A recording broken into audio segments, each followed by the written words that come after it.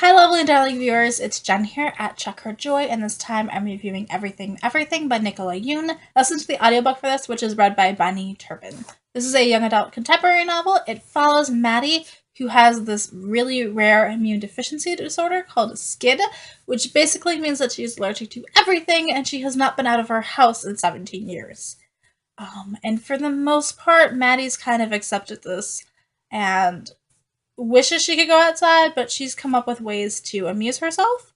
However, when she meets the boy next door, Ollie, she starts dreaming of what life would be like if she wasn't sick, and really has a strong desire to leave the house. So, Maddie's disease means that she hasn't left her house in 17 years, and her entire world consists of her mom, her nurse Carla, somewhat about Carla's daughter Rosa, and then her teachers at school, and basically nobody else knows that she exists. She does have the internet, so she's got like a running blog that she has, which is spoiler reviews, and so I'm assuming she has followers that way, but there's nobody really close to her other than her mom and Carla. One of my favorite parts about this book, though, is all the creative ways that Maddie comes up with to keep herself occupied and engaged in the world. So she reads a lot. A ton of reading. She loves to read. She's constantly reading, which as a bookworm, I totally appreciate and feel like if I couldn't leave the house, I would get a ton of reading done. She also posts these things called spoiler book reviews, and they're just short sentence or two descriptions of what happened in the book. Most of them aren't actually spoilery, although this book will spoil Flowers for Algernon and Little Prince. If you haven't read them yet, you might want to do that first if you wanted to read them without knowing spoilers, because they are Maddie's two favorite books and they are discussed constantly and quite in depth. So Maddie's also studying architecture at school, and she builds these little models, which is awesome. I mean, she's got all the time in the world, so she might as well make use of it. And her designs are really cool, and she also hides the spaceman in every single design, which is pretty awesome. I love that. She and her mom have also come up with these games that can be played with just two people. So they play this game called Phonetic Scrabble, which is Scrabble, but it's the way that you would pronounce a word rather than how it's actually spelled, and you just have to convince the other person that that's actually a real pronunciation for that word and that it makes sense. So a bit of creativity involved in that. And they also play Honor Pictionary, because you just kind of have to be like on your honor, this is what I was trying to draw or not. I also really love her relationship with Carla and how close the two of them get, because they spend every day together, and especially because Maddie doesn't know anybody else, and how Carla becomes the second mother figure to her. So everything changes for Maddie when a new family moves in next door, and they have a teenage son named Ollie. And Ollie is interesting and unpredictable, and he climbs a lot. So one of the things that Maddie has already been doing is spying on the neighbors. Like, she doesn't have anything else to do, so she just watches the neighbors come and go. And Ollie is definitely not keeping a normal schedule. He does things that are a bit strange.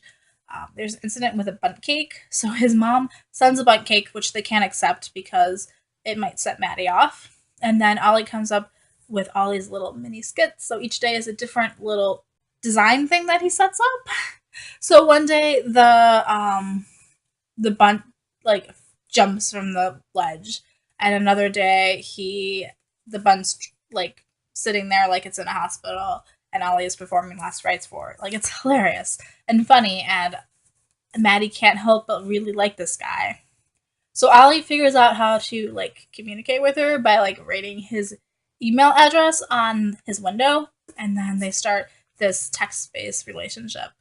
And it's really adorable and really cute to see them. Ollie is fantastic and kind and sweet, and Maddie, of course, doesn't know anybody else, so she's so excited to have a friend. And it's also kind of awkward because Maddie doesn't tell him why she can't leave the house. So he's trying to guess, like, are you grounded for life, or are you being held prisoner? And like, comparing her to Rapunzel. And I love it. I love it so much. It's a little bit of an instant love relationship with Maddie and Oliver, but on Maddie's side, she doesn't know anyone else. Like, this is the first teenage guy she's ever experienced. Of course she's gonna have a crush on him. Like, that's kind of a given.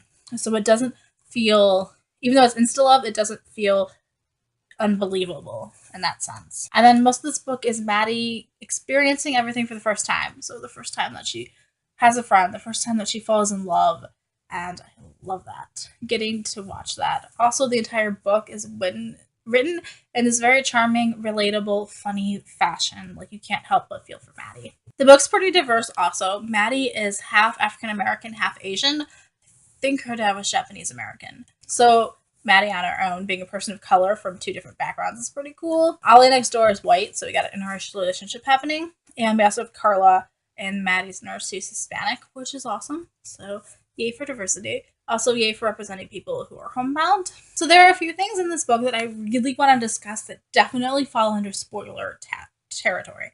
So I highly recommend this. Definitely check it out. It is a 4-star read for me. The movie is also amazing. It does a really good job of capturing Ollie and Maddie's characters and the feel of the book, and it's awesome. So recommend that as well. So from here on out, it's going to be spoilers. If you don't want spoilers, then peace out. I love you. Keep reading, and you can come back when you've gotten through the book or the movie. For everyone else, spoilers, and let's go. The big major twist in this book is that Maddie isn't actually sick. She doesn't have SCID. She's just a normal teenager who hasn't been exposed to the outside world, so her immune system is deficient that way, just because it hasn't gotten a chance to fight off things like the common cold before. So when Maddie does go outside, she gets super sick, but not because she has SCID. And we find out that her mom has been lying to her entire life. I think the mom's actually just sick herself. Like, the mom is the one who is mentally ill. Maddie's father and brother died in a car accident when Maddie was a baby, and it completely shook her mom. We have this baby who's constantly sick. The mom's a doctor. She heard about this thing called SCID, and so she connects the two, that the reason the daughter is sick all the time is because she has SCID, and so now Maddie can't leave the house. It's really sad when you realize that what's going on with the mom. And there are clues along the way that you're like, this is a little weird. And there are a few times that Maddie does leave the house where she doesn't really get sick, or doesn't get sick in the way that somebody who has SCID would. And it's a little bit odd. I'm like, what exactly is she allergic to? Part of me was like, okay, this is a pretty cool plot twist. The other hand, we have a book representation of people who are homebound, and there are so few of them, especially in young adult literature, that to have one book like this and then to take that away feels a little bit wrong. Also, Maddie is constantly talking about how bad she wants to go outside and needs to go outside, and that's kind of a disservice to people who are homebound too. Like, there's nothing wrong with that. People can live happy, full lives and still not have to leave the house. I get that this is one character, it's just Maddie, and her life is not indicative of everybody else, but it's still a bit weird. Also, I went from really loving the mom, like, Maddie and her mom's relationship is super cute at the beginning of the book, and by the end of the book, you're like, I hate the mom. She's horrible. What an awful human being. It's also a little bit sketchy because she shouldn't be practicing medicine on her own daughter. Like, the day-to-day care is fine, but, like, she shouldn't be diagnosing her daughter. And when it is found out that she's been lying, she should definitely lose her medical license for practicing on her daughter and being so irresponsible. But whether or not she should go to jail is kind of mitigated by the fact that she is mentally ill, but definitely she shouldn't be practicing medicine anymore. That's ridiculous. Ollie and Maddie's relationship is so cute as Ollie slowly gets, like, into the house. Like, Carla lets him in, and, like, how overprotective Ollie is. Like, he is so aware of the fact that Maddie is sick, and he's so cautious, and he's like, I love you, and I want you to be safe. And we see this in just their first meetings and when they're meeting over and over, but also as Maddie lies to him to go to Hawaii.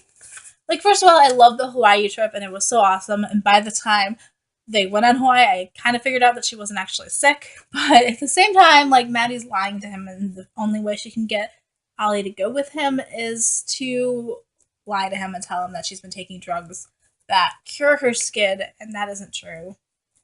They also go to see Carla, and Carla's like, I know you haven't been taking drugs. That kind of stuff doesn't exist.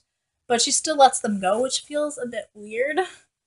Although I guess if Carla also thought that she wasn't actually sick, maybe she would let them go. But it's still incredibly dangerous. She doesn't tell Maddie's mom what's happening. She doesn't volunteer to go with them. She's kind of like, just have fun in Hawaii, bye. Go to a completely different state, have to cross an ocean. So that felt a bit weird. I love the Hawaii trip and all those experiences, and Maddie getting to experience the ocean and vacation and what it's like for normal people. And then the other thing is Ollie's dad with the alcohol, which is really sad.